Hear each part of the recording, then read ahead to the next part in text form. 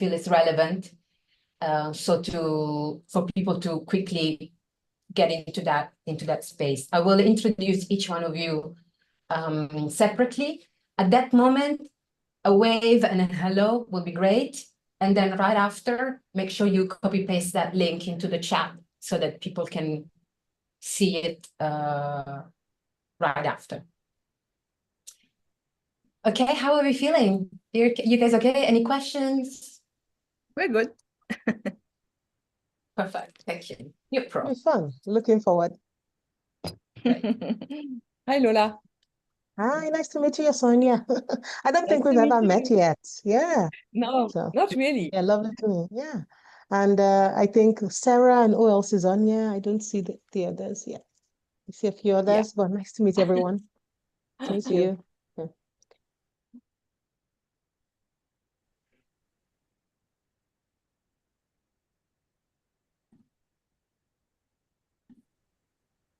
Okay, so Reza has opened the doors to the room. Hello, Tina, welcome. I see you. Thank you so much. Hello.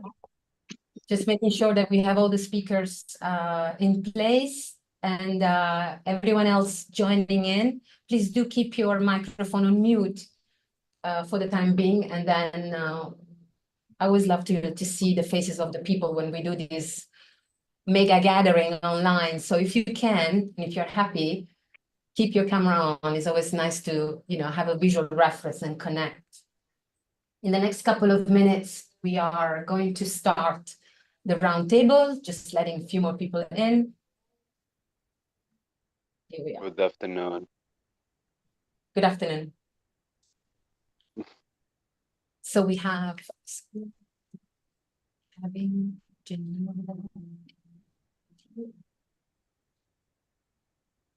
Iris coming in, I think, at some point. Perfect.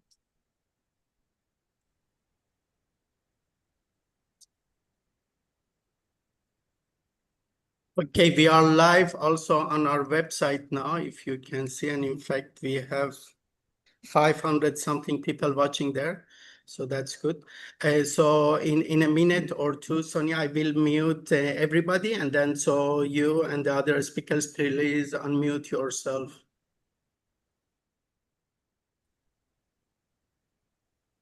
Perfect. Okay. We still have a few minutes, maybe 2-3 minutes we can wait here. Yeah, I have just want to do a round of the table of our lovely speakers joining us today. I saw Janine connected, yes, somewhere here. So many cameras on.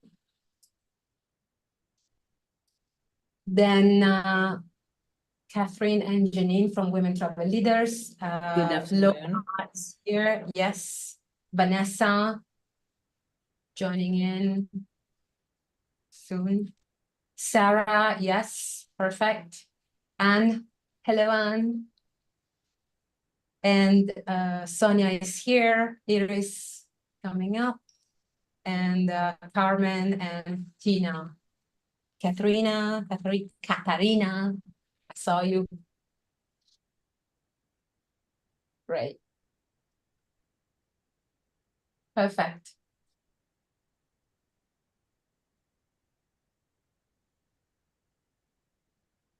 Thank you for all the people that have connected already on time. I appreciate you being here. Not only on time, quite ahead of time, actually, which is great. And we won't let you down. We are going to start on time as well with Reza, as soon as he gives me the okay. And happy to see everyone introducing themselves on the chat, which shows that this is really, truly a global roundtable because we have people from all over the world connected, as well as I will share each time the bio page of each speaker in the chat as well. It's hyperlinked, so they can just click on it and they can see the whole bio as well, which will remain permanently and will be under the recording from tomorrow as well. So easy to know. Yeah. I took the opportunity. I said, guys, I'd like to come in. Something. Like, okay. All right. And then I didn't hear from you know, we're in Colorado. Okay, yep. If anybody want to say anything before we mute everybody and we go to start the event, I don't know, even speakers or participants, anybody? Okay. Very emotional about it. And I'll say hi. This is Mona from Jordan. It's great to Hello, see it. everyone. Yeah, it's great to Thanks see for such a joining. beautiful, distinguished panel. Good luck. Thank you. Hi, Mona, good to see you. Great, lovely. saying, yeah, at one point he put his arm around, he kissed me on the forehead, and he's saying, I dreamed a dream. Oh, no. And I said, why are you saying I dreamed a dream? And he goes, that's such a pretty term. And he's saying it so beautifully. Okay, Dolores, I have mute everybody and in 30 seconds, maybe we can start or whenever you are ready. Or in a minute, because I see still many people are coming in everywhere, so.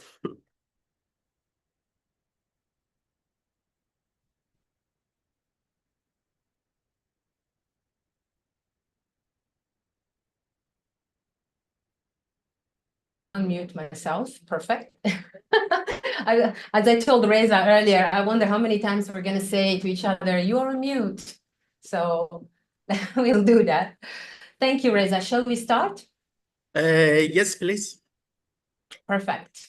Thank you, everyone, and welcome to this wonderful afternoon or morning or evening for everyone connecting on the roundtable today. This is, for me, a moment of appreciation and truly grateful for the opportunity to share all that is already being shared on the podcast and be here with you and bring the podcast speakers to the roundtable today. We call it the Global Travel and Tourism Roundtable because it is truly global, not only for the people connecting from all over the world, here on Zoom, live on YouTube, live on instituteoftourism.com. So these are all the channels and the platforms where people can watch today's roundtable, but also for our speakers, because they are connecting from all over the world. So I really appreciate you being up early morning or still up late in the evening, whatever the time is where you are in the world. We will know more in a few minutes.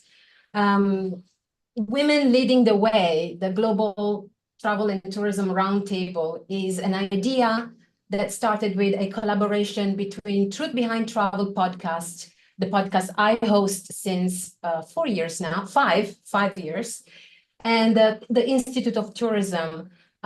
Together, we envisioned a platform where all the speakers of season 4 of Truth Behind Travel podcast comes together to share, not just to enhance the conversation that is already ongoing, but also to challenge a little bit the narrative. And I know there will be some challenges. During the rehearsal, we had a bit of a sense of it. So I'm looking forward to a conversation unfolding in the next 60 to 90 minutes. I want to thank the Institute of Tourism for hosting on the platforms of the Institute this conversation today and for allowing so many people to connect from all over the world on any platform. We are on Instagram, on Facebook, on YouTube, on institutetourism.com. We are here on Zoom. And we're going to make sure that no question goes unanswered if we are on time. A little bit of housekeeping. We're going to be together for the next 60 to 90 minutes. And we have divided the conversation into 4 segments, which I will be showing you shortly. Each segment sees a leading speaker or leading speakers. If you have questions during the session, please put them in the chat or keep them towards the end of the conversation so that we don't lose the question as the chat grows. If you want to connect to the speakers, make sure you connect with them. We will be sharing their details in the chat. as well as then also having the opportunity to connect with them afterwards. Thank you, Reza. My biggest, warmest, heartfelt gratitude goes to you for following this crazy idea to put together so many speakers. I know you said, Dolores, there are too many. We don't have a lot of time, but we're going to make sure that our answers are to the point, full of values, and also triggering further questions and further conversations. So whatever is shared today here, it's not just for these 60 minutes together. It's also watched and perpetuated like a ripple effect. You know, when you throw a stone in a lake, the ripple effect grows bigger and bigger. So we hope that for the people watching this roundtable afterwards, what we share today will be useful and valuable. And I invite everyone to get in touch with the speakers if they need to continue that conversation. Let me share a screen.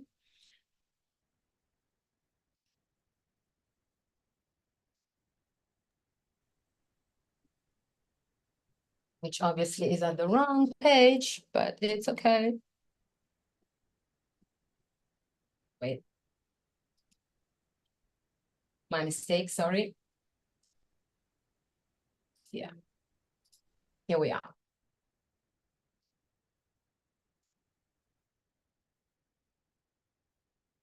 Okay, so are we seeing this screen? Perfect, here we are. Thank you. So the Global Travel and Tourism Roundtable leading the way.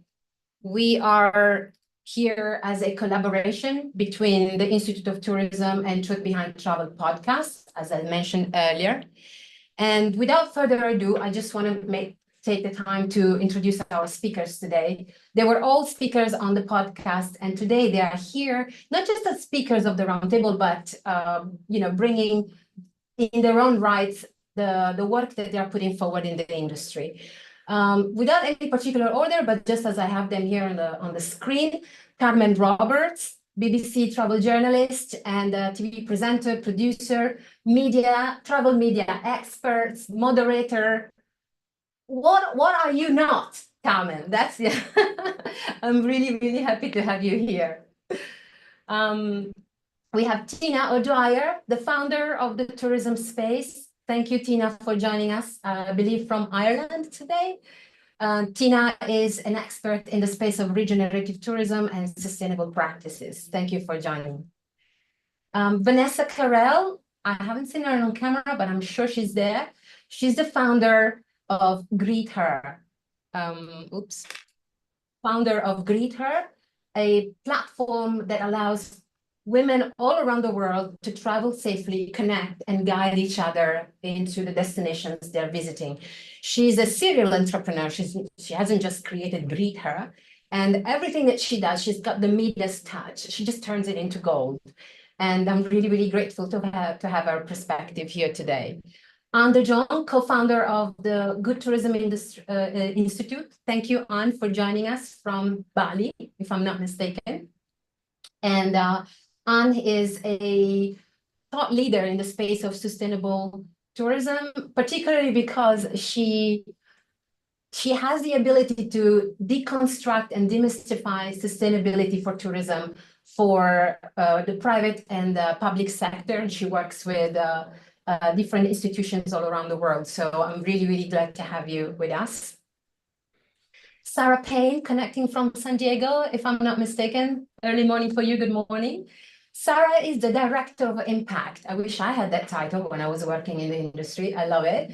At the Antours Foundation. She will tell us a little more about her work later on. But what is really special and what motivated me to bring the conversation forward with Sarah is how do you identify an idea that can change lives? It can bring impact, and how does impact become a currency of value when it comes to connecting and creating in the tourism and travel space. So they do this with the foundation. So really happy to have you. Thank you, Sarah. Appreciate the early morning call.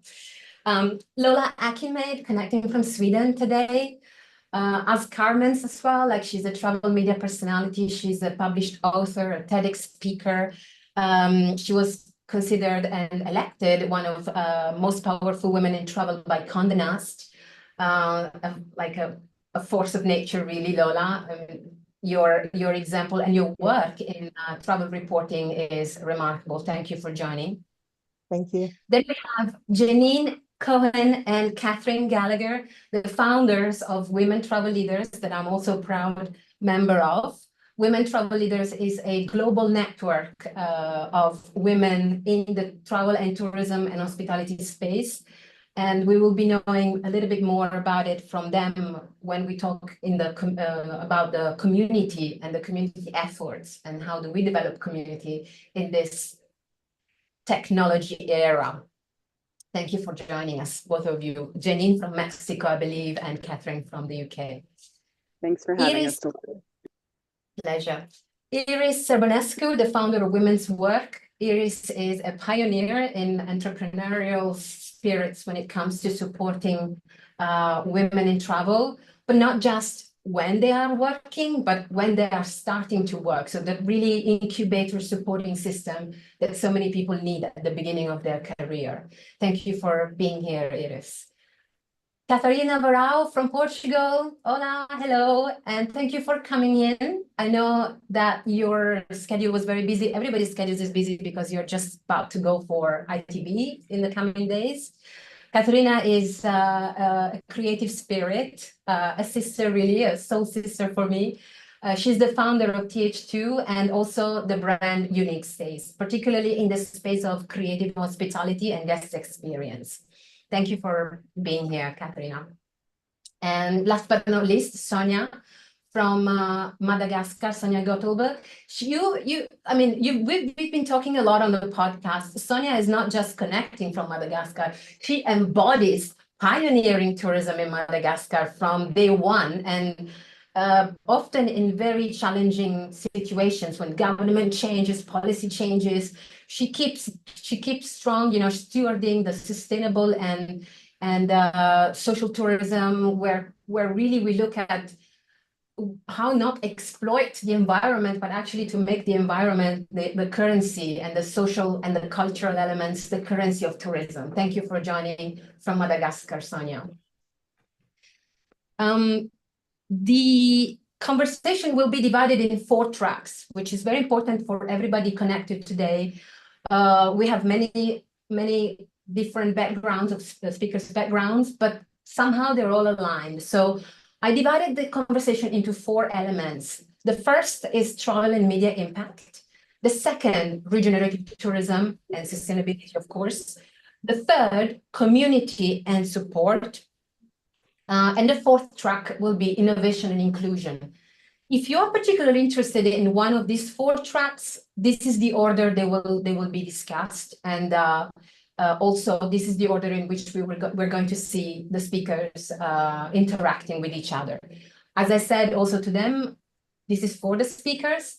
If you are happy to contribute to a track that perhaps you're not necessarily mentioned in the track, just raise your hands, and we can have you in the segment. So the more opinions, the better. So before we move to the first track, Anne, you have your hands raised. Anything I can help at the moment? Yes, I just wanted to let you know that you're showing the preview of your slides, not the actual slideshow, in case you wanted to change that.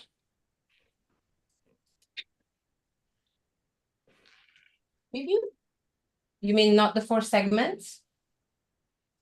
You have to click use slideshow so that you're sharing because I can also see the notes section. I think everyone else can as well. Okay.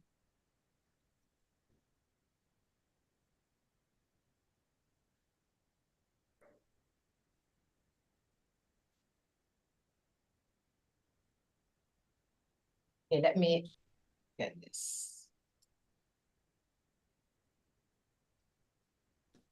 Okay, we see the four segments right now. Yes. Oh, perfect. Right, let's get started into track 1, travel media and impact, with Carmen Roberts and Lola Akinmaid. Great to have you. We've already spoken on the podcast. Both of you are media personalities and very well known in the industry.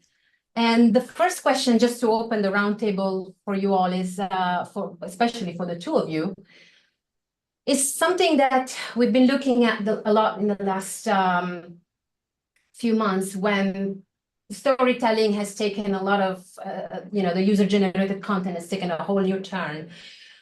Should destination storytelling be treated as a strategical national asset? And if so, how can governments ensure that media narratives reflect authenticity rather than commercialization? And this is the first questions to open the roundtable. Over to you. I will put it in the chat as well. Absolutely. No, thank you so much. Such a great question. And I can take a first stab at it, and then, Carmen as well.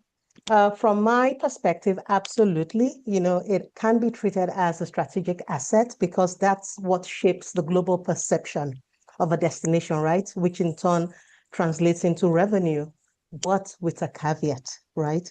Transparency and authenticity, because we are living in very challenging times right now, where there's a battle for control of narratives and increasing kind of lack of transparency across the board when it comes to truth telling.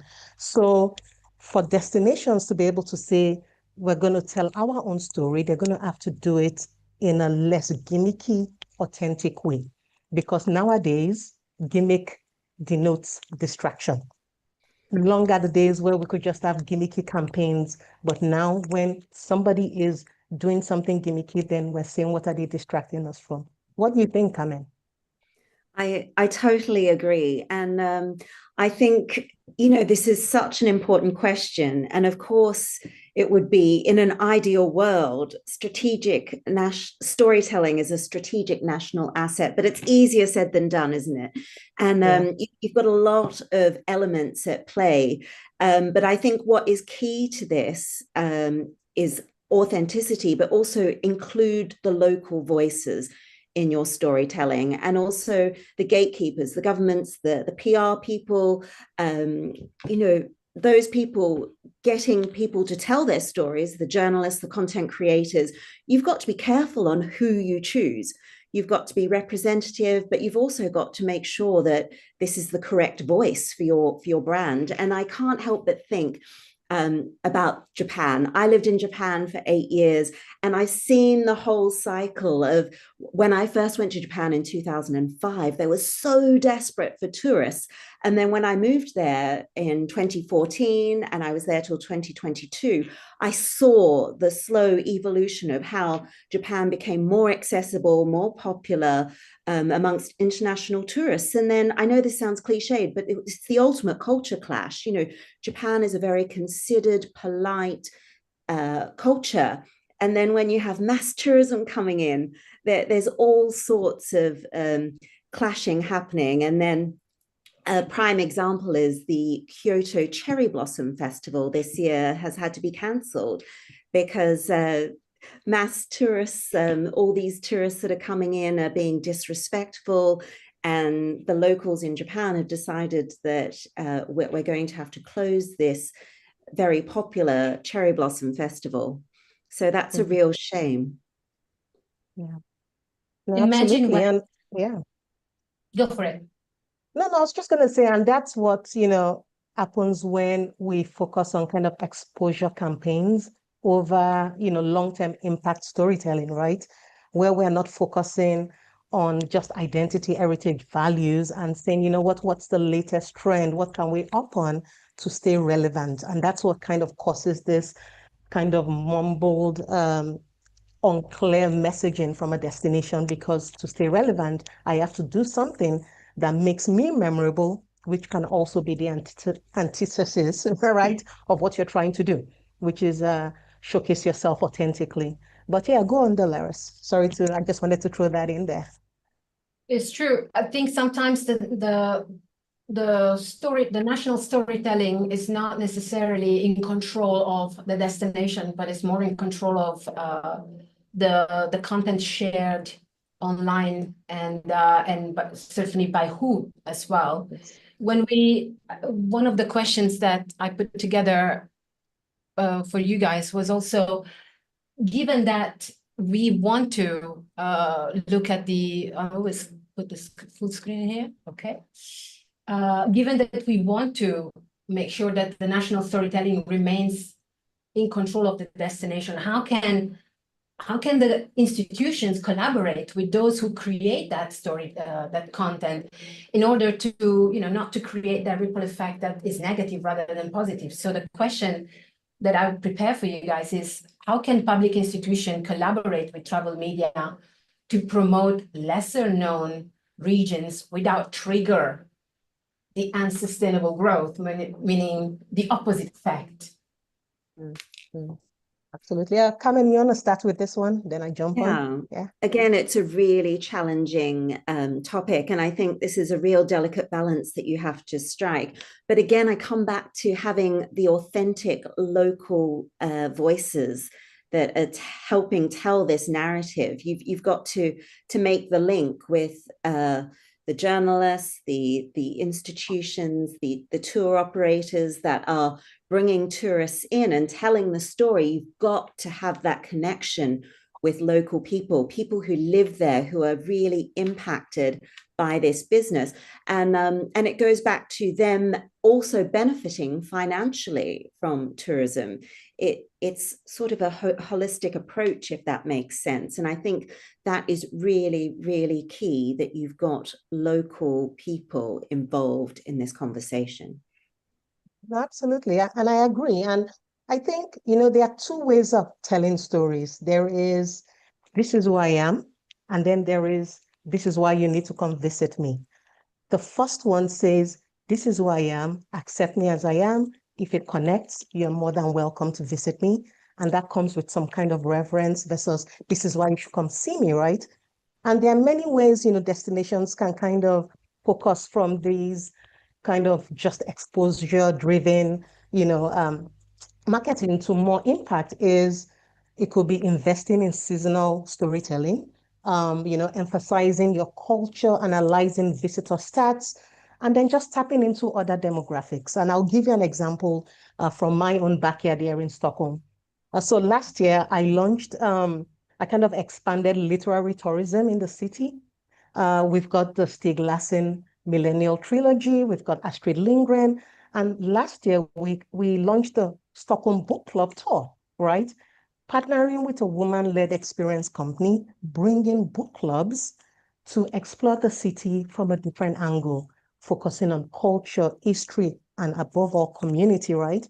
And so what we're doing in that way was adding another layer of storytelling to Stockholm beyond fika, or cinnamon buns, by people that are truly invested. And so those are kind of ways, by just not just going back to the things that have been promoted to death, but saying, what are other demographics? What do they truly value? Because if they value that with reverence, then they're going to come do it with reverence in your destination, right? And so those are just some examples of ways where governments can do that in terms of partnering, but also investing in independent tourism and journalism and independent reporting. Because if I say my values, these are my values, then I'm not going to be scared if an international documentary comes to create something in my backyard, because my values match what I'm saying publicly. So those are things like destinations have to think about as well. When you look at this word, that to me is like a love-hate relationship, the word content, and how we curated, how we created, how we distributed. Something is happening in the background that perhaps is not quite visible. Content is actually being created, but then is being reshuffled and reused by something called artificial intelligence. So that really brings me to my last questions to you too. It's the idea of, let me share it. It's the idea of having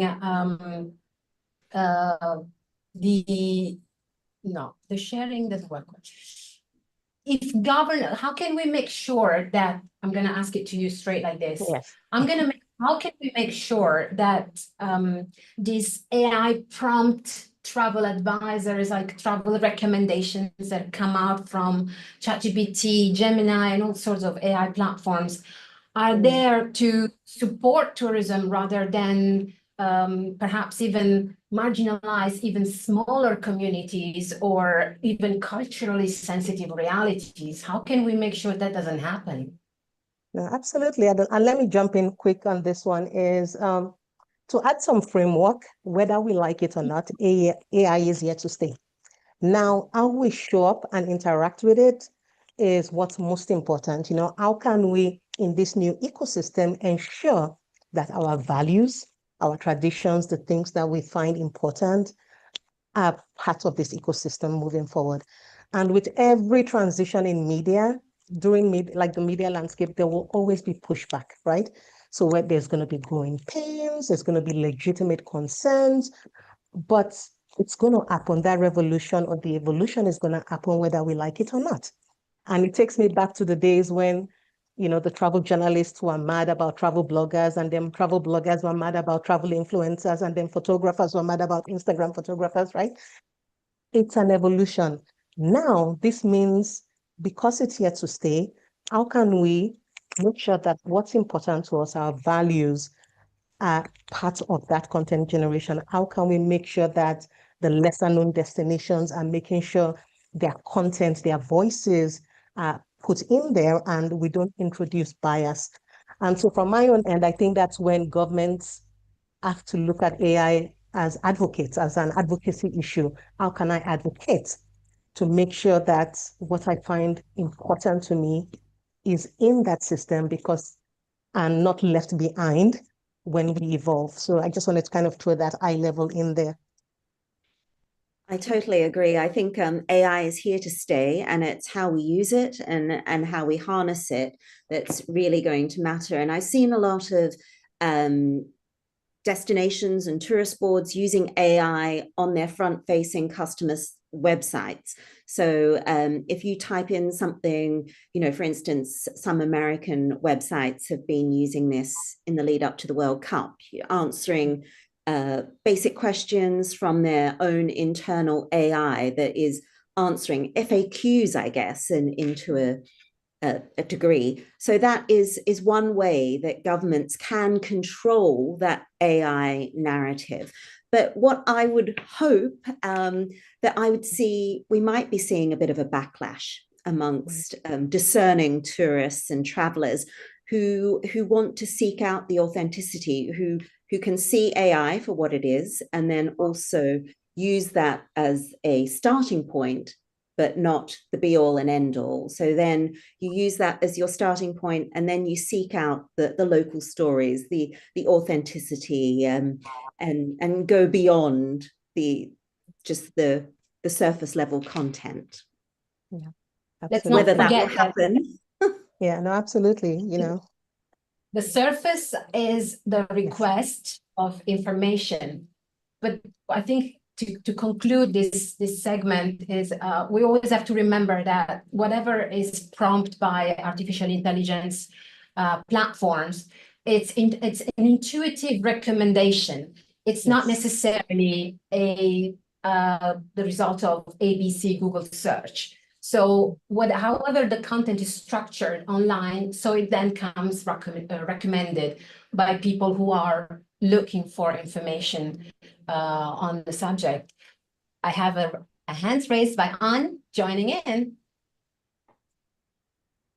Yeah, you said please contribute if I had something to share. And I was just thinking that I feel a lot of, and this is storytelling in general, more connected to the first question, like should it be treated as a national or strategic national asset, is that I think a lot of destinations forget that if the storytelling kind of runs ahead of their practices, or they don't really present what's actual true, like not connected to the local community or not really focused on responsible tourism, that it can actually become a liability. So, for example, I live in Bali, and we all know how Bali is presented worldwide. And there's definitely a beautiful side of Bali, which is over commercialized, and there are a lot of glossy campaigns. But when travelers actually visit Bali, they're sometimes or even often disappointed, because there's also obviously a downside of Bali: heavy traffic, construction, and all the other things that you don't see on social media. And if it becomes a liability like this, it makes people lose trust. There's so many people saying, I don't want to go to Bali, Bali is ruined. But if you actually know where to find the right places, it's still a beautiful island. And I think trust is really hard to rebuild than it is to lose. So I think destinations should definitely keep in mind that storytelling becomes a liability, so you have to treat it very carefully. An example that we mentioned earlier was the idea like the national identity versus the national storytelling. And I'm just going to leave it there as food for thought for the people connected on the call today, because these two may not necessarily be aligned. And in many cases and many destinations, this is happening. And as Anne said, it's about building trust. If these two things don't align, and what are the travelers going for? What are they learning about the destination? Thank you so much. We have the next segment coming up about regenerative tourism. If the people connected today have questions for Anne and Lola, for Carmen and Lola, please put it in the chat or keep it for the end. So we will always come back to the speakers at the end of the of the conversation. Thank you, Carmen and Lola. Don't go anywhere. You can always chip in the rest and the other segments.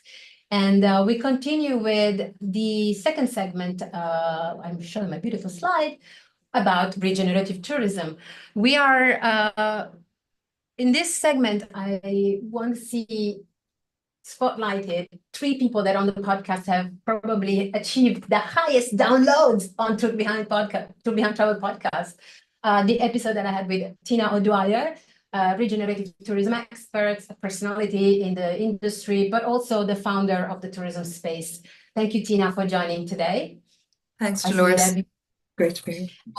Sonia from Madagascar, we introduced you earlier, pioneer of the tourism in Madagascar, but also the sustainable practices in the is it the fourth largest island in the world, if I'm not mistaken? It is, indeed. And then Anne from Bali as well, connecting today. She's co-founder of the Good Tourism Industry Institute, but also Anne wears many hats in sustainability, along with certifications and consultancy. So her overview is, her perspective is very broad.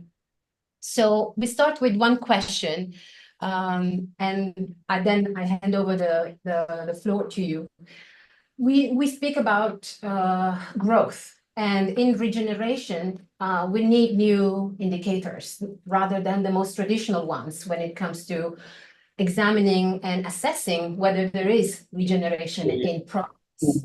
And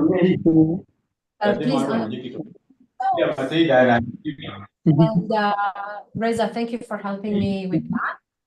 And so the question is regeneration in new terms, in which new indicators should be used as instead of the traditional KPIs when it comes to assessment? Over to you. Who wants to start? Okay. Yeah. Okay, I'll start on that. I don't think we can replace the traditional indicators. We're probably seeking, because we are where we are, we're not going to replace what has defined the tourism industry forever, which is, as you say, arrivals and occupancy. I think in tourism, we're selling people and places ultimately, but we don't have a metric to match those. Arrivals is like people crossing borders, crossing ports, crossing airports.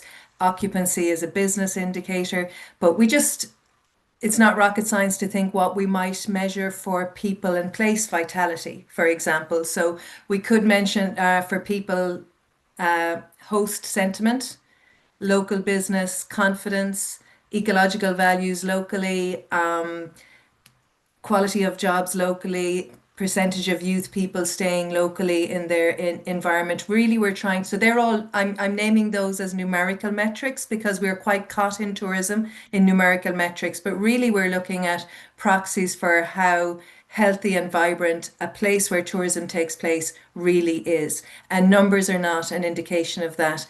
And I'll share just a tiny short story because I was with a group yesterday who are based in one of Ireland's most visited and most successful destinations in terms of metrics.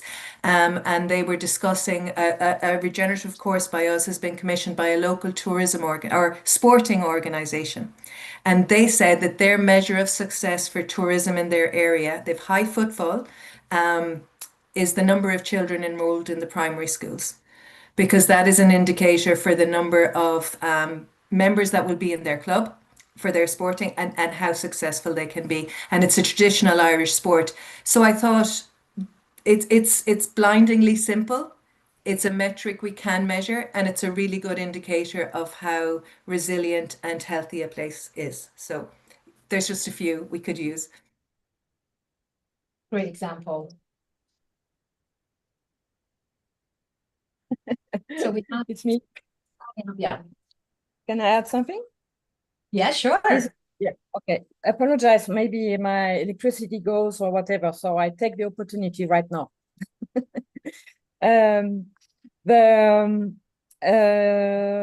It is very much a question of perspective of northern or southern hemisphere of where tourism takes place, right? Because regenerative tourism I would be really, I use very carefully this this definition, but if you are practicing tourism in poor developing countries, this concept is not even existing. So it's even an unknown buzzword. We just talk about tourism. We hope to have tourists from time to time, and so the metrics are really the most basic metrics like GDP and how many jobs are generated, how much food it gives for how many people. So and also the donors, we very much rely on donors, on institutions. They push us to use these metrics as well, because that's how they measure the tourism in this type of countries, in this type of destinations, unfortunately. So but I totally agree that we should we really need other KPIs, and we do not live for rating, right? So I think tourism in any concept should, the most important KPI is the residents' perception in tourism. So it's even a concept that has been formalized in French Polynesia. So this type of, I will not go into detail, but there are many informations on the Tahiti website. So the perception of tourism is the priority and is the key to success. That's it for the moment. Yeah, and I'll definitely agree with what, oh, sorry, go for it. Just to add on, Sonia, because she mentioned this during one of the podcast interviews, where people, in Madagascar, you brought that example, people are not ready for tourism. They look at tourists and they smile at them like, what are you doing here? What is it that you came to do?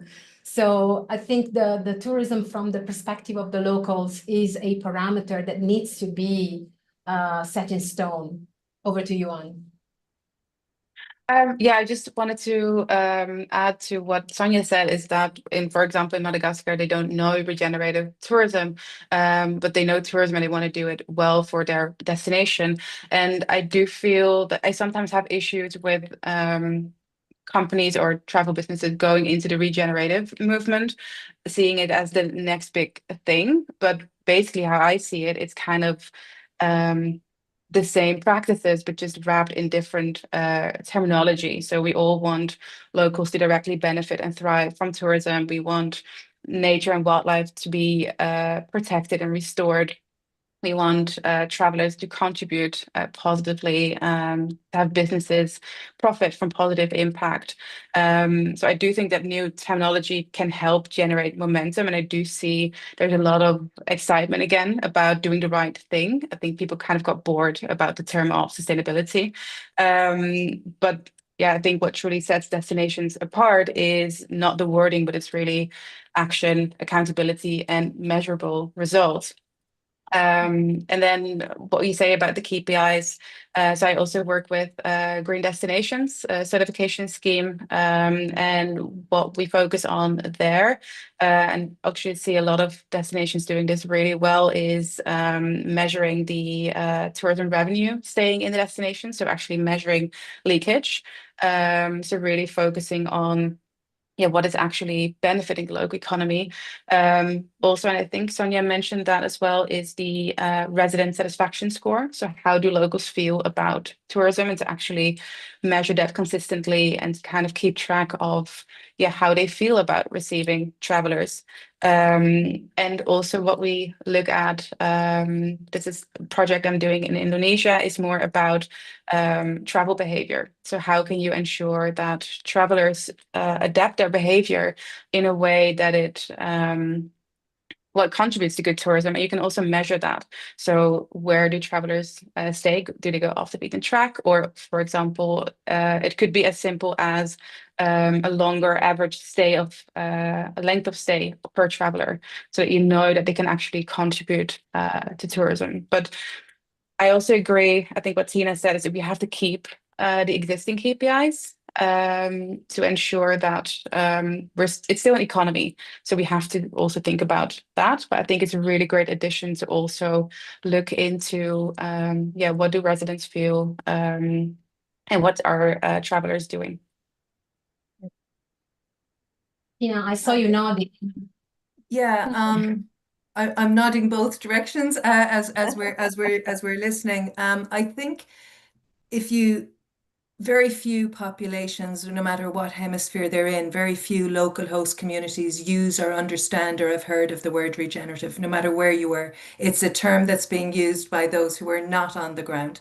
And I don't believe it's just a shift in term. I think communities instinctively speak the language of regeneration without any intellectualization of that.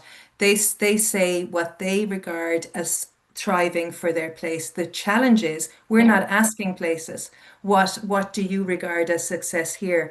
In some of my projects, I get to do that, and in some I don't. And I don't do the ones anymore where somebody at least hasn't asked that question. What does thriving look like here? Because that is the first question. Local people will say, like my example yesterday, it's members in my sports club. So that's not fancy language. That's just the best possible indicator you're going to get for their vitality. So if we're going to ask that question, we're going to get regenerative outcomes. The problem is we're starting with how do we get more visitors here? So we're in a numbers debate from the beginning. And even with certifications saying, let's ask the residents, let's number jobs, let's do all of that. They're outside metrics by outside people, and they're all economic. There's none that are actually about the heart and soul of the place and the people. And it's only in recent years you wouldn't be regarded as crazy for even suggesting that. But we are actually in rooms now where people speak about what it feels to be there and how to measure that, what they want to pass on for future generations, what they value about having received. And I think those things are not unmeasurable. And they're also not buzzwords. And different places, another place will not say members in their sports club. They'll say, we don't want our stories to die. So it's really quite different, and it has to emerge from the place, no matter what you call that. We have to start with locals naming their own success version and then asking, can tourism help us achieve it? Tourism may not even be the solution, so we're several steps ahead. Yeah. See a lot of Yeah, definitely agree. And comes out of Catherine. Tell us. Unmute yourself before telling us. I thought I had, but I didn't. Anyway, hello and thank you. And I just wanted to add to that in that I'm giving you a sneak preview here, but I'm moderating a panel on women and regenerative tourism next week at ITB, and giving you a sneak preview of some of that conversation in that and I'm sure a lot of you already know this, that a lot of these regenerative practices, like Tina was just saying, they don't know it as that word, but they're actually already doing it. And it's like how, and then with the metrics, like who's actually measuring this anyway, and how can we, like, going back to the first point around telling stories, how can we tell more stories? And do we need metrics or do we need stories? Can stories replace metrics? So that's my 2 cents. It's the eternal question of like what gets perpetuated, right? Numbers, lists, percentage, rather than body of stories, bodies that get distributed and shared. We just spoke about it. I just think that both are equally important. I don't think we can rely on numbers only, because you need the stories, you need the actual context, but we also need to have transparency. We need to be able to show evidence of that this is actually the case. I think we need, and I think that's also with the Consumer Protection Act, the Green Claims Directive, it's all about actually proving that you are creating positive impact. And I think that we shouldn't stick to the numbers only. It's not just proving whatever you do. Stories are really important, but it should definitely be a combination. So I think I would say equally important. It's true, and kept in equal spotlight, not one more versus another.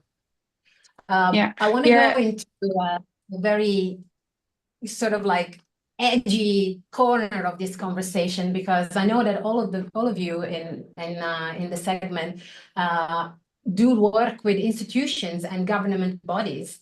And governments, I mean, they can be the most frustrated bodies to work with, institutions to work with. An example from Sonia from Madagascar was, change of the government, change of the policies. Let's start from zero. And instead of moving forward, we sort of reset and restart all the time. So my question to you is, how are government ready to take these measures in place, and how are they going about it? What do you see? I would say Sonia, it's a very slow movement. Oh, sorry. Yeah, please. I don't see Sonia at the moment, but yeah, go for it.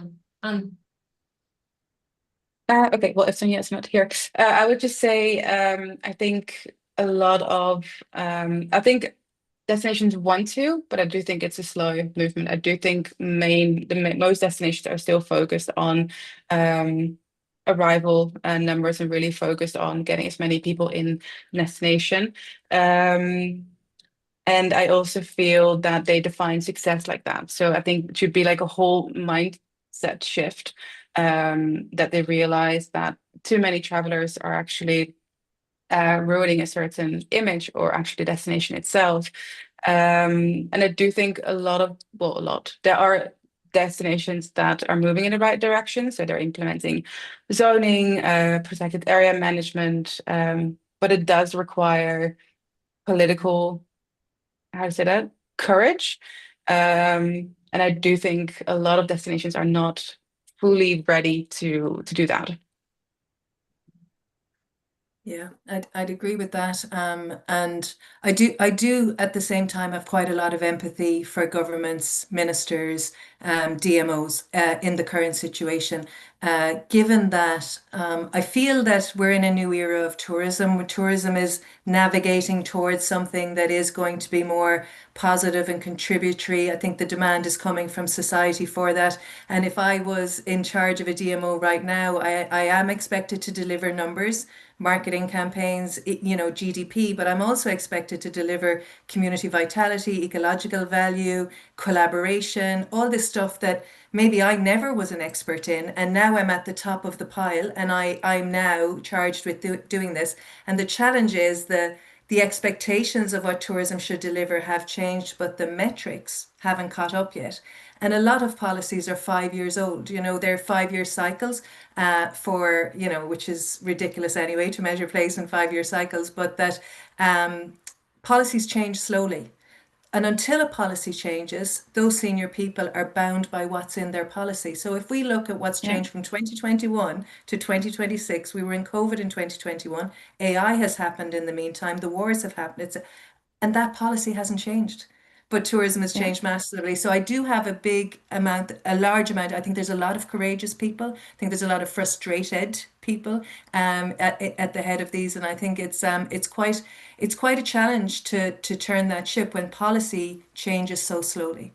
I think it's a tough one. I think there's willingness, and also because tourism isn't a standalone industry, it's connected to so much else. A lot of government departments need to change, not just a tourism department, for example, and to do that in tandem. So it's very complex. I'd like to make a comment, if may I chime in here as well, Dolores, even though this isn't ours, which is so this is not a topic related specifically to women travel leaders or women in travel, but travel at large. So I'm calling in from Baja California Sur in Mexico, and it's an interesting case study with what's happening here with regards to marine conservation.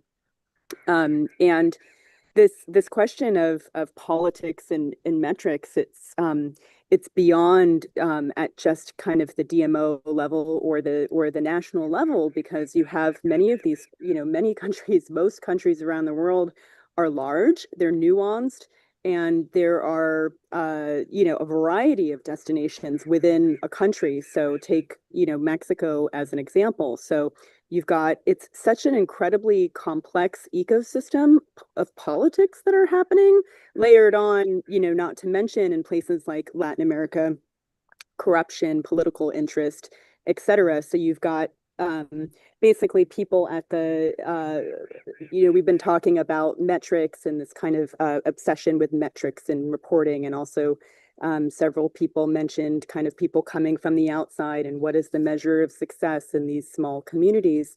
And yet, I've been living this life here around for the last 6 years in Baja California Sur, in a small fishing village in Mexico, where you've got people in politics at the national level in Mexico City who are like completely disconnected from what's happening in the small fishing village, trying to make a policy that works for a tiny village, where the tiny village has its own ecosystem of hierarchy and motivation and economic interests and personalities and marine life. It's so incredibly complicated. And I think sometimes if we're talking about at a super zoomed out level, we often forget about what several people mentioned of what's really happening on the ground, and how is that in the country kind of connected and creating a system that literally cannot keep up with the rate of change that's happening around the world to do what's required because of this web of complexity that's happening. So,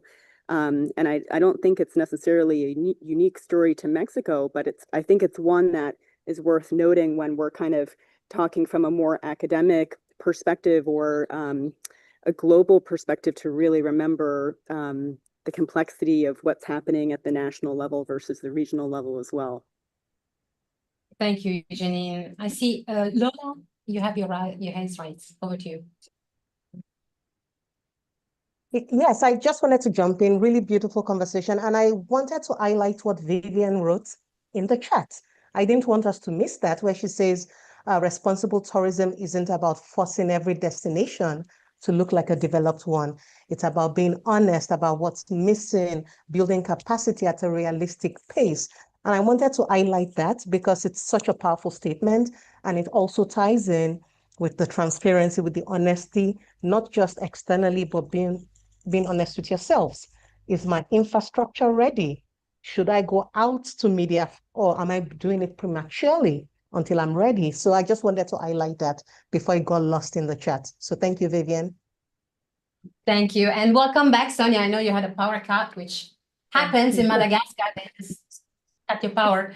Can I have your view on the, on that very difficult and complex, referring to also to what Janine added, relationship between tourism work and the governments and the authorities.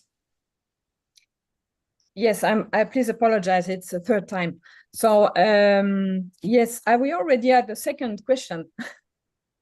Yeah. Is it the second? Okay, sorry. Yeah, because I missed that part. Yeah. Unfortunately, also of time we are. Yeah, I'm so sorry. I still have so many things to say, but I think that yes, so that's the reason why I'm here, right? From my perspective, again, living in Madagascar and even in Nosy Be, in the most touristic place of Madagascar, the government is not prepared for not even really for tourism, and because they are mostly chasing money and chasing, I mean, like investors from anywhere. And so unfortunately, there are not any zoning. I mean, there are protected zones like national parks. That's true, because the biodiversity in Madagascar is the most precious treasure we have. But beside those national parks, they are not. Tourism can happen anywhere, almost anywhere, and very often they without considering communities, if a place is nice and an investor wants it, he can take it. That's what we experienced here last year, here in the place I'm living, very close. So from my perspective, in this type of context, I mean, governments are not inclined to curb tourist arrivals or to reduce foreign exchange earnings, to protect any particular area. So unfortunately, but as a biodiversity hotspot, our international visitors expect, they expect well-protected and regulated sites. So that is the compromise, that is the difficulty for a tour operator or any touristic stakeholder to satisfy that side and to make, proper, let's say, proper marketing as well, to sell. You see my beautiful baobab forest behind me. We have these iconic trees. People want to see them. So I try to sell this place. It's very difficult to go there. And it's not protected. So from time to time, it's completely burnt down. But these trees survive to fire because they are full with storing water. So that is the reality on the field sometimes. I think it's not an easy answer, and it will take another roundtable per se. In fact, I see that this segment has taken longer than anticipated, and I'm sure we can go on. But in the interest of time, the third question that I had prepared for you, I think as Anne suggested, we kind of incorporated the answer as well. And I think that this is a conversation that it cannot just have one tone of voice. It's made of nuances, it's made of complexities, it's made of voices that are often not much heard in this conversation. So I always encourage all the people that are connected today to continue these conversations with our speakers, also after the roundtable today. Don't go anywhere. Anne, Sonia, Pina, thank you for your inputs on this segment. Keep joining on the coming segments as well. And we move to the third segment, which shares the community. Oh, this is so sensitive. Yeah. It really shares the inputs that Janine and Catherine were already sort of like introducing earlier. Community and support with what happens when the system around the people working in the tourism industry, particularly women, works, when the system is strong, it's powerful, is distributed powerfully. And we have Sarah Payne connecting from San Diego as Director of Impact of Antours Foundation, Janine, co-founder of Women Travel Leaders, together with Catherine as well from the UK. Both of them have this wonderful network that I'm also a member of. The the questions that I have so many questions for this segment, but if we can start with one, it's about the leadership capabilities. What do you see as non-negotiable leadership capabilities in this tourism and travel industry that is so increasingly shaped by technology? Over to you, whoever wants to break the ice. Catherine and I would I'm love to happy chime in. I'd let her go first. I know she's got a lot to say on this one. I do, thank you. And just a shout out to all of our lovely members that are on the call today. I think Candice, Iris, Dolores, Dominique, I think she just had to leave, Sarah, and apologies if I've missed anyone. But great to see you all here. And yeah, I'm going to start with a question actually to everyone on the call to put in the chat, Dolores, if you don't mind. But on the word leadership, have a think about someone that's inspired you in a leadership role, and think about the words that you would use to describe them, and pop them in the chat. Yeah. We can see the chat popping in now. Yeah, it'd be really great. Just share any of those before I say anything else. Compassionate listening, present, empathetic, supportive, collaborative, kind, confident, friendly. And so innovative, empathetic, good communicator. So yeah, are these words that you will find being shown in automations? Inclusive, we have there, very important. Like, can you get that from an AI or automations? Can you truly see that? So yeah, I basically absolutely see that community and leadership in person is absolutely non-negotiable. If that answers, so that's, yeah, answers that question. Fully answered. Thank you for bringing this as a exercise on the roundtable. I love it. Yes. I want to piggyback on what Catherine's saying here, and what I think what she's getting at is in a time of AI and in a time of metrics and reporting, we talk a lot about things like regenerative tourism. Someone said here it was just kind of a repackaging of what we're already doing. And that thing that we're doing of those people, if you look at, well, who is it in my life that I'm really inspired by? Who do I really admire? And it's most often the people really who are doing it from the heart. So I mentioned the heart because this is actually a panel on female leadership, and all of us on this planet have an opportunity and a responsibility to connect with our hearts. And we as women are the stewards of this beautiful planet.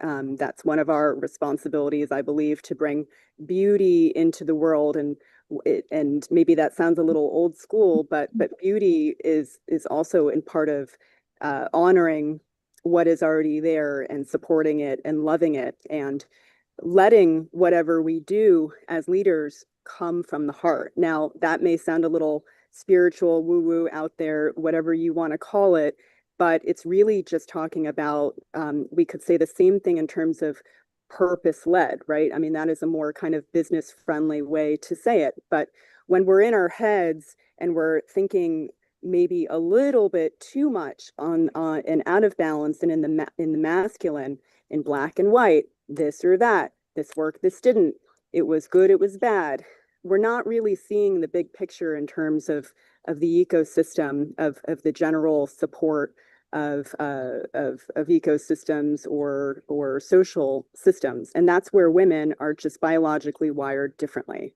We're always seeing the community. We're always thinking in subtleties. We don't see things hierarchically. We don't see things in terms of a linear path or of I'm the leader, you're the follower. We're all co-creating this together. So if it's a co-creation, how do we really want to show up? How do we want to feel in our body? How do we want to feel about the way that we're connecting with others, about the way that we're showing up in this world? Because we're all going back to the earth eventually anyway. So if that's where we're going, why not really keep it close to the ground and connected with the planet and with each other? So that's what we really strive to create at women travel leaders, it's really not about ego. It's not about reporting, and it's not about being in your head or having anything to prove. It's about how am I showing up in community, because AI is working for us, not the other way around. So how can we leverage that to really lean in and do this thing together? That's the idea. 100%. Sarah, over to you. Yeah, I'll just piggyback off that. I think we've all talked about the limitations of AI, in terms of getting that like local texture and real feel. And I have a lot of personal thoughts about AI, but as you were just mentioning, Janine, it's a tool, and it's a tool that has to be used by humans that still have this leadership set that includes these soft skills that in my mind are irreplaceable. That is qualitatively different than when you have a human being making decisions than AI. And so I think that's part of the key here is how are leaders, human leaders, going to continue to make decisions and use this as a tool? AI can help us gather a lot of data all in one place and very quickly, more efficiently than I could, but someone still needs to be able to sift through all of that data, know the conditions on the ground, have personal relationships with people they trust that can tell you about the situation on the ground so that you can make the right decisions and have that ethical framework to do that. And so I think, again, we have to focus on this as a tool and even go beyond, thinking about data driven to maybe it's just data informed, right? Like we need to keep humans at the forefront of this, talking about the industry, because humans are the backbone of this industry and of this world. But like we can't forget that. We have to keep that in the forefront of our mind. And again, just to reiterate, it's a tool. It can't replace human leadership. And I love what you said too about feminine leadership and the ability to see these nuances. As we've mentioned, this is a very complex world. There are a lot of dominoes that need to fall in order to have the right things happen in destinations. And again, that requires like a brain that thinks in these webs and intricacies and knows the trade-offs and can balance all of that. And that's just not replaceable by technology, I hope, and I believe. Well, you work with a lot of new ideas. That's kind of like your day-to-day, your bread and butter. And a lot of these new ideas are often super powered by technology and all the latest softwares and tech tools available. So actually, if I look at the second question that I had prepared for you guys, it's really when we translate these ideas and we develop them and they take off, and you've seen them, a lot of ideas becoming a success and a lot of ideas going nowhere. So in this work where we need to constantly perform, how do we redefine success as entrepreneurs? When you look at the way we get analyzed, what are the KPIs? I'm really keen to jump in on this one, Dolores. So you mentioned the word perform, and again, that comes from a place of here, of the head. It's from an external kind of motivation. And really it comes back to here. What is this thing? How do I feel when I'm doing this thing? Do I feel expansive? Do the people that I'm connecting with, do they feel joyful?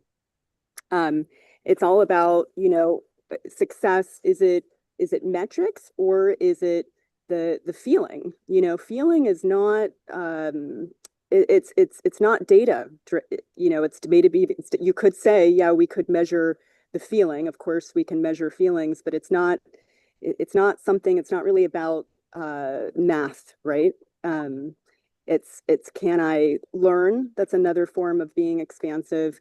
Can I feel equal parts energized and motivated and excited about this? And how does it move the needle forward in a way that feels easeful for me, right? Because we know that when we're surrounded by the right people and we're in the right places in the right moment, that things it's almost that I can just relax into this in my knowing that I'm on the right path. When things start to really feel tenuous and we feel like we're a fish swimming upstream and we feel like we're pushing that boulder uphill, whether it's, we feel like we're starting to work against instead of together in collaboration, whether it be with tourism boards or DMOs or other, competitors, which we don't really believe in women travel leaders, we know that we're not really coming from a place of flow. We're not really on the path where we're meant to be.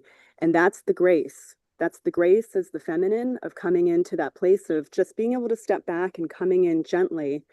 And that's where the real power is. And when we're able to shift that mindset together as a collective, the power is in the ease. It doesn't always have to be so hard. Listen, Catherine, you have your reason. Yeah, thank you. And thank you, Janine. And yeah, I think we need to move away from this obsession with growth and growth for growth's sake. And if I think about most of the members in our community, most of them are small business owners. They truly care about what they do. They want to have an impact. And it's not about, how much they're not trying to build things for shareholder profits. And, yes, they need to make money, and that's really, really important. And you can have some, your even more positive impact through that. But I'd really love, and this is where community comes in as well, for us to be collectively thriving together. It's much better for each one of us as well as the environment, the land, the people, the places that we're talking about. So yeah, I think we need to collectively move towards balance and thriving together and away from growth for growth's sake. I'm gonna leave the rest of this with Catherine, my beloved partner, and the rest of you. And thank you for having me. Love you, Dolores. Love you, Catherine. Love our members and the rest. Thank you for having me. And Sarah. Yeah, I 100% agree, Catherine, with what you're saying. Even as an impactor investor in this space, like growth for growth's sake is not what we're looking for. And I don't really like to talk about even scale that often. I just want to add here, I think like there's one KPI that is very important to elevate. And on our most recent impact survey of all of our portfolio companies, we included this question is, what was your percentage of local spending in destinations? And do you formally track that? Because I think that, again, tourism, and if you're an entrepreneur of a tourism business, you depend on the health of that destination or destinations for your business. So from a business case, that destination has to be thriving. From a moral case, of course, that has to be there because we are visiting these communities. I was at a recent gathering at CREST, the Center for Responsible Tourism, and it just kind of occurred to me, I was like, we're not talking about tourism, we're talking about community development here. And so we really need to focus the well-being of these communities and how much not you're spending even nationally in the country or regionally, but how much is going back to even drivers that are from those specific communities where you're visiting. Where is your food coming from that you're giving to your guests? And so I think like we really need to, if we're talking about KPIs, this is one that I really want to see elevated, because as we've said throughout this call so far, it is about local agency. It is about these communities deciding what kind of tourism they want for themselves. Do they want you to visit their communities? How do they want you to visit their communities? If we are not doing that, we are practicing colonialism. And so I think if we're thinking about KPIs, I really want to elevate that one. And because it's a good, all of these other ones that we've mentioned are important, and especially ones that Tina shared in the chat. So check those out. But yeah, I think it's a really good proxy for, are you thinking in the right way? Are you really committed to seeing these destinations be better off? If we're talking about regenerative travel, that is what it means. Did you leave it better off? And how are you going to measure that? And it's a really good way to look at that.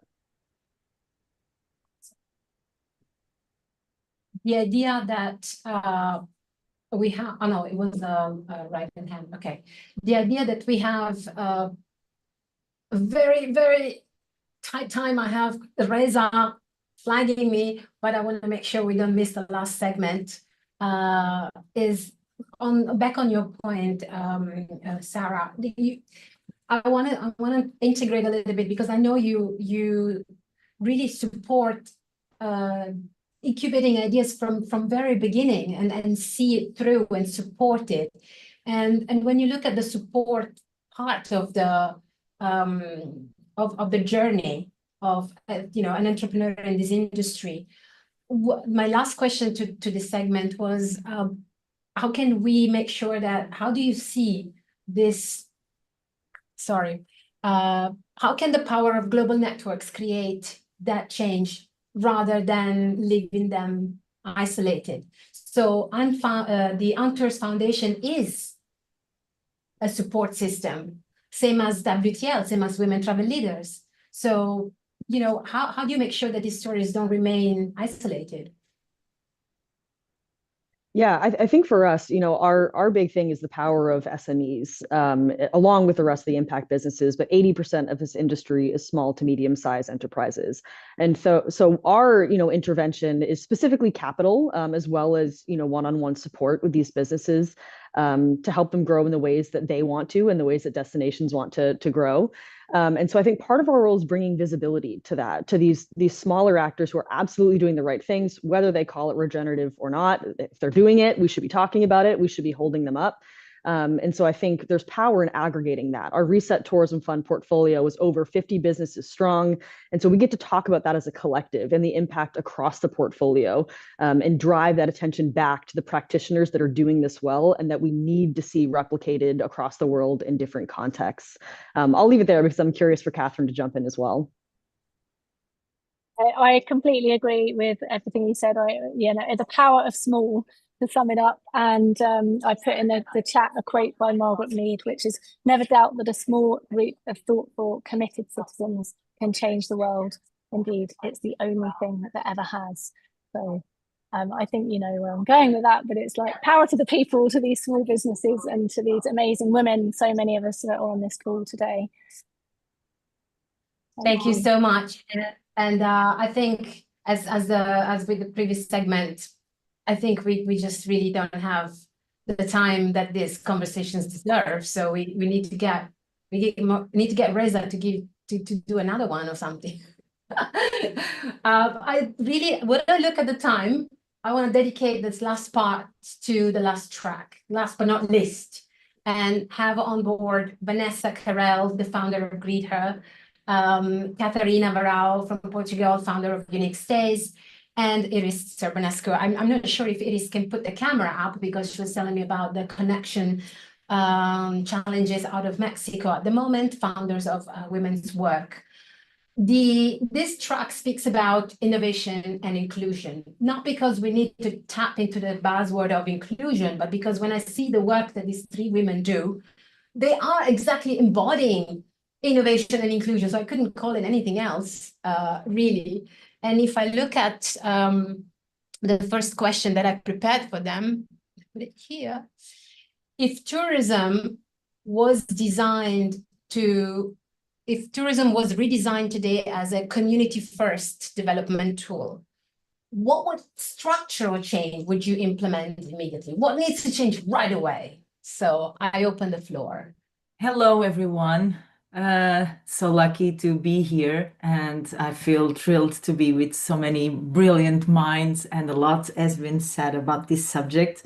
And if I may start, if you excuse me, I think the communities are the center of everything, and as you've been said today, we have the responsibility to showcase what is the value of what locals are doing, because we are as companies that implement and settle. For instance, I'm thinking about, you are an hotel, you're opening your hotel in a certain place. You have the responsibility to showcase the artisans, not just exploit them or use them for what it takes. And communities are economic actors. They're not just cultural ornaments. They are not just cultural ornaments. So they are people. They have their value.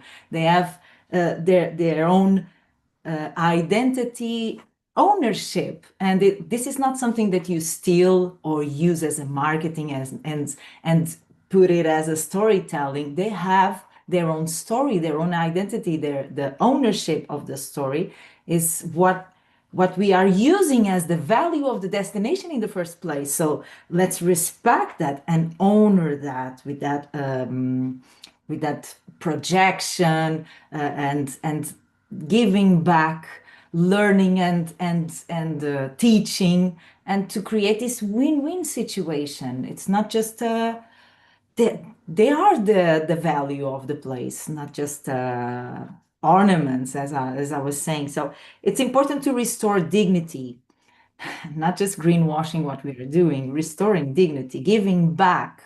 Giving back means being will to understand what they are afraid to show, what they want to preserve, and how much tourism do they want. Involve them in this conversation, not just doing the colonialism thing as we were talking about. That this is a brilliant phrase. It's just, if we are not giving back, what are we doing? So are we just using it as a brand? And this has huge impact, because the future of tourism is not just being smarter or using this technology that I'm completely skeptical right now. It's being more human. Let's go back to being human. It's mandatory to go back to being human, and be clever and bright, understanding that this economic value goes for all of us, not just the companies that are starting somewhere in the destination. Yeah, I want to hear your opinion as well as on and thoughts about this.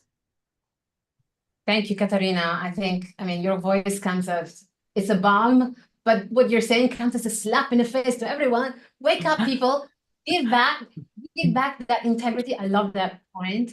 And someone that really, it's deep down into the community, especially out of the work that they do, it's Vanessa, right? With the network of Greet Her. Hi, Vanessa, good morning. Hi, good morning. Great to have my first morning coffee with you all. Greetings from San Francisco. And in fears of sounding repetitive to Katarina, I think the first thing I would change is local value creation, right? I think making the locals the heroes. Earlier Carmen Roberts mentioned what's happening in Japan, with the Kyoto Cherry Festival being canceled. That's something that was traditional and generational, and that's being affected because of mass tourism. And then we had Sonia also mention how in developing countries things are completely different to like traveling to like a country like Sri Lanka versus going to Norway. So there is a lot of things that technology is helping solve, how we can impact the locals. In just a few years with Greet Her, we have seen growth. And Dolores, I remember from our conversation talking about how it had been so hard for us to find women in countries like Sri Lanka or Brunei. And now with technology, I've seen the change in just a couple of years, but it takes a lot of paying attention to where you should also be driving the tourism, right? And then we are a part of the UnTourist Foundation portfolio company, and like Sarah Payne mentioned earlier, it's super important to us that we are focusing on how we are making a positive impact with our company. And my dream when I started Greet Her was to be able to travel wherever I wanted to with peace of mind as a woman, but that equally impacted women, and because what I wanted to do was connect with local women, and they are the champions. They are the women who are making us successful and like be something in the world. And so for us, we're not just tracking the satisfaction of our travelers, we're also tracking the our local women guides satisfaction. We listen to their feedback, what they have to say. Are we providing them with fair wages? Are we keeping them safe? Are they happy with the services that are offering them? And most importantly, as Katarina was mentioning earlier, I think they're not moving pieces, right? They are the forefront of our experiences. They're the champions. They're not a moving piece, and we allow them the freedom that they are able to choose what they want to show to their travelers. So whenever a traveler comes to us, they tell us what they're interested in doing, but the local woman is the one who decides what they're going to be doing. And that is putting the power back to them instead of us telling them, here's an agenda that is not authentic, And I think for many of us who are today here, like that we have had the privilege of traveling, we remember the valuable moments we had with locals more than the hotel or the taxi ride or the airplane. We remember those moments of magic that happens when you meet a local person and you have those cool memories of, that you bring back home to your friends. I was recently traveling through Bosnia, and while visiting Mostar, I usually like to read a book about the place I'm traveling to learn about it. But then I met a wonderful local young woman who then told me from her perspective what her family suffered through the war. That is forever gonna be with me, and that really changed the way now I think about the people in Bosnia, right? And so I think that bringing back the essence of traveling, which is putting it back to the culture that we're experiencing, that is like a privilege to be there. That's what I would change. Sorry, I went too long, but I think I wanted to mention that is really important for all of us to know. Who better than you can collect stories from all over the world with the network of greeter and the greeters that are working under the network. So bring in more. Hello, Iris. Welcome. Nice to see you, because you said you weren't sure to have the camera on. Over to you. Connection is on my side today. I'm very happy. Welcome and hi everyone from Oaxaca, Mexico. I have just loved hearing how much we're all on the same page about what needs to happen next in tourism. One of the questions, the part of this question around structural change, like what structural change would we implement immediately around community tourism? What came to mind for me, based on living in Spain for 2 years, but being from Toronto, Canada, was this idea of third spaces. So as we know, first space is our home, second space is our work, and then the third space is very prevalent in Europe. It becomes this informal gathering space where community comes to life. And I really noticed that in the town squares and in the community centers. It's just such a more vibrant experience outside of my hometown of Toronto, which is probably because it snows and no one leaves their house for 6 months of the year. But examples of third spaces are like cafes, community centers, parks, markets, libraries. And I feel like when third spaces are protected, tourism can really thrive. But when they're ignored, tourism becomes extractive.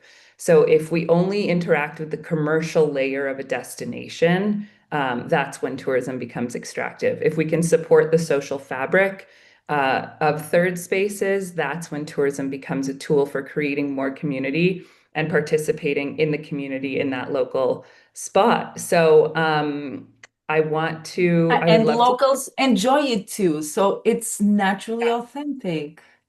Because I think the subject is that most of the time, when companies are challenged to look into subjects as communities and inclusion, we are not talking about becoming a good person. We are not talking about a moral obligation here, nor charity. We are talking about what is the value of that place. And that place has value considering the locals, the people that actually live there, that hone their identity, because we tourism are using this to brand, to sell, and all that. So it's a balance between being happy where you live as a local and respecting the amount of growth that we want in tourism. Not who owns anything to say how much tourism capacity does a place has rather than the locals. Who has a word on that rather than the locals? Come on. I am the one saying it. Okay, I might be, as a local, not enlightened or know everything that can happen good in my place. For instance, I'm from the Azores. Azores has been considered one of the green destinations. They do not recycle. So it's a contradiction.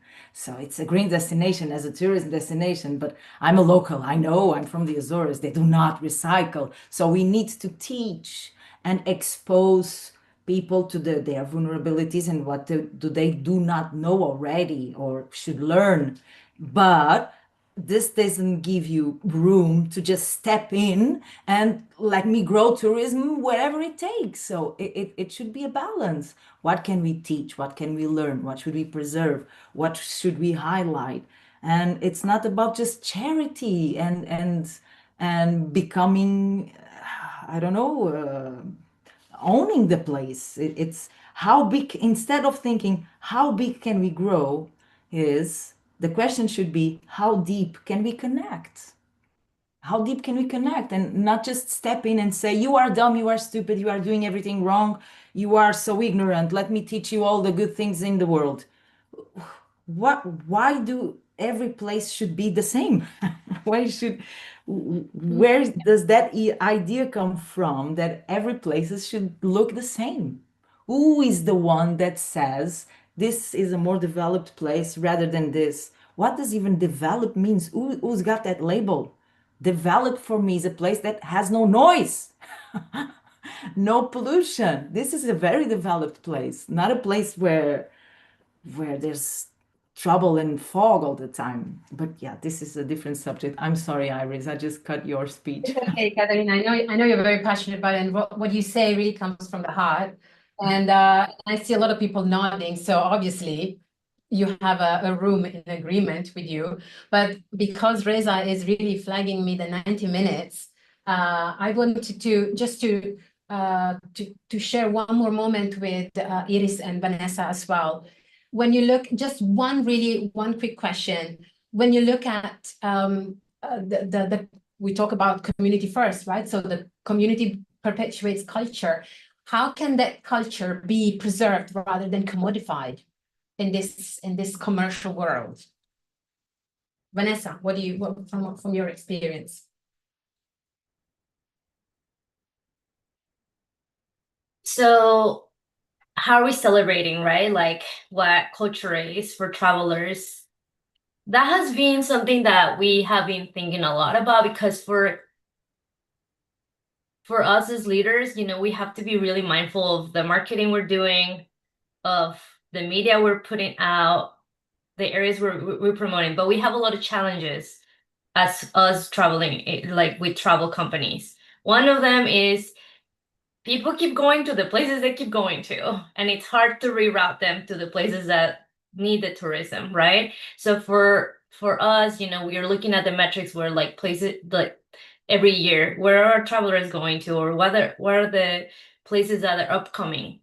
And we're trying to also always be mindful of like, where should we try to push more, like marketing towards. And so something that we're currently doing that's not necessarily being done by traditional tourists. And I mentioned it earlier, the women are the ones who they decide to share their own culture. So for example, we have travelers next week in Morocco, and it's Ramadan. And so the ladies weren't available until a certain time. And so we had to accommodate around that. And, like for us, like you could say we're a business, we need to make money, but at the same time, we have to respect the culture. And this is something that, if you're traveling during Ramadan, and as a traveler, responsible traveler, you should know that you should be expecting a little different or experience that is equally beautiful and culturally enriching. But the exciting part that we have seen is that travelers are looking for ways to really experience realness of culture. Now, the hard part is that these products are hard to find. People keep going to the Viators of the world, and they keep getting the same cookie cutter experiences. So we are trying to change that, with our services as much as we can. Obviously, we're still a small company, but I think that the great part here, the opportunity for all of us, is that travelers are looking for the authentic and experiences that really are celebrating culture, and not the cookie cutter ones, that copy paste Instagram photos. They really are trying to go to the destinations that provide them that culture, that story that they will bring back home. And as we've said it again and again, local people control the stories, but also the leaders. So we are trying to work more with tourism destinations. We, for example, just did our launch of our female travel certificate for destinations, in which we teach them where the gaps are for female travelers visiting their area, and ways to improve the destination for these type of travelers. Because I don't think all of us here today are leaders, right, in a way, but we need to also motivate the leaders above us, right? And I think it comes from who is making the decisions. As we are saying, oh, like there's a lot of places where locals can't access the beaches because there is resorts. And that was one of the thing that we found out through the first certification we did in Tulum. We surveyed the local women there and got their complaints and then filtered them to them back. And it was like, we can't access our own beaches. How can I recommend it to travelers if we can't even go ourselves? Because they charge us $100 for 2 beers just to be in front of the beach. So, you know, like there's still a lot of things that need to be changed up front, like on the top. But it's going to take a lot of effort collectively from all of us.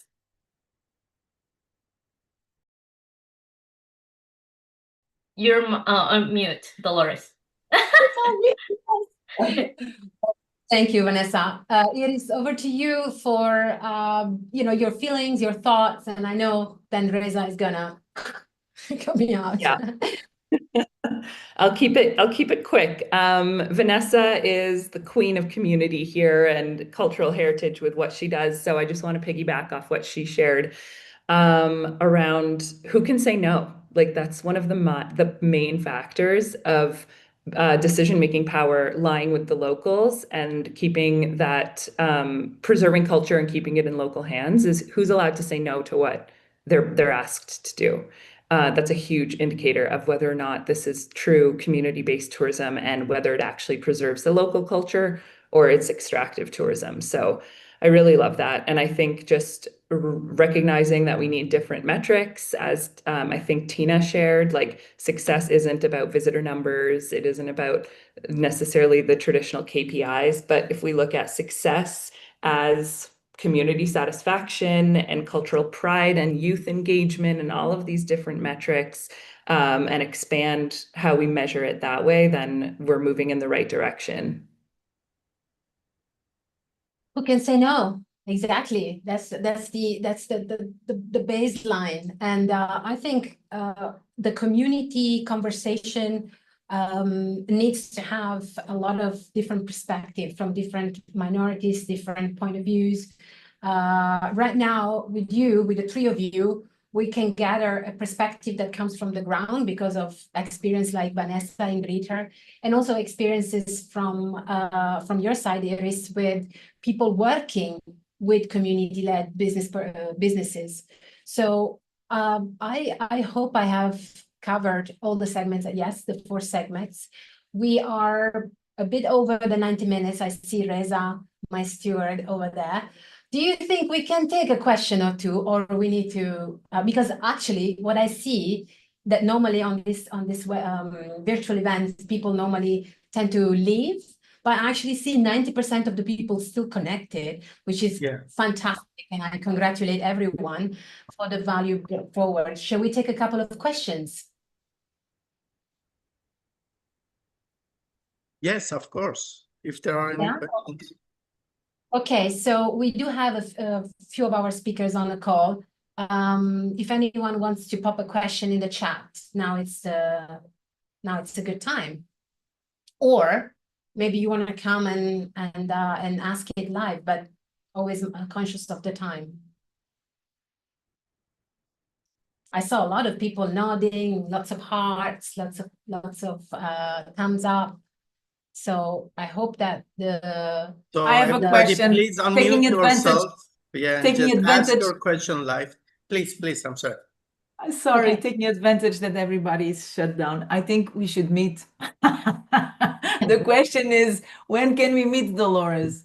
You're a hurricane. You just joined everyone. So now we are eager to have this conversation in person. I think most of you are a little bit skeptical or repelling AI, as I am. And I highly recommend this book if you haven't. This gives us a really big insight about what all this non-personal interaction is doing for our brains and for our relationships and all that. So get us together in person, Dolores. Make it happen. Yeah, I hope so. Let's have a summit or something. I see Emmanuel with a hand raised as a question that is coming from the audience. Do you want to add? No, disappeared. Yeah, you're here?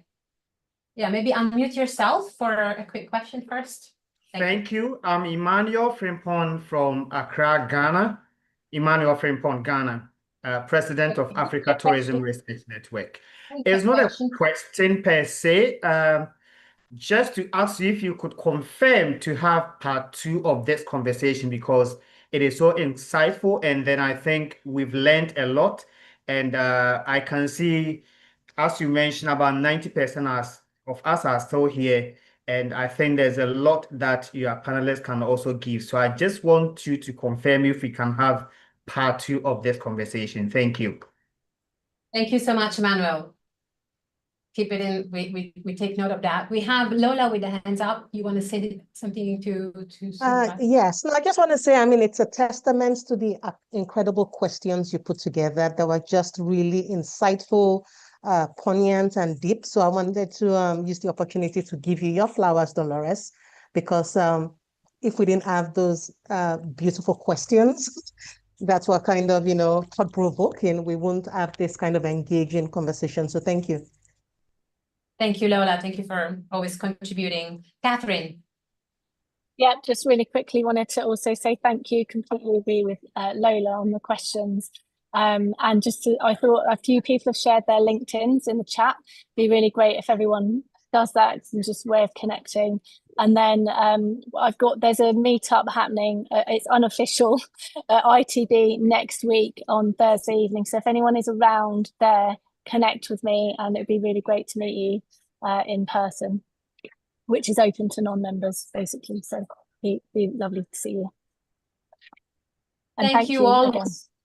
Thank you, Catherine. Thank you all once again. I think we come to a roundup of the conversation. Many of you will be in ITB next week, so I do encourage you all to meet and also to seek out Catherine Gallagher and Janine for maybe a further conversation with women travel leaders, and with the Institute of Tourism with Reza. You will be in ITB as well, right? For any other further questions to the speakers, the video and the contact details of every speaker will be on the website of instituteoftourism.com, as well as the recording. Stay connected on LinkedIn as well. A report of the conversation will be shared in a PDF format. I thank you all. If you want to dive into each conversation that was happening before on the podcast, look out for the Truth Behind Travel podcast that I currently host. And from my side is all. Reza, I thank you from the bottom of my heart for this wonderful opportunity. Thank you so much. I don't know if there is still anybody want to ask any questions. Nothing? No. We are. Well, I see one Christoph. Yes, please. Do you want to ask something? Anybody? No. Okay. So in this case, thank you so much. So the recording, as Dolores said, they will be on the website from tomorrow, including the biography of all the speakers.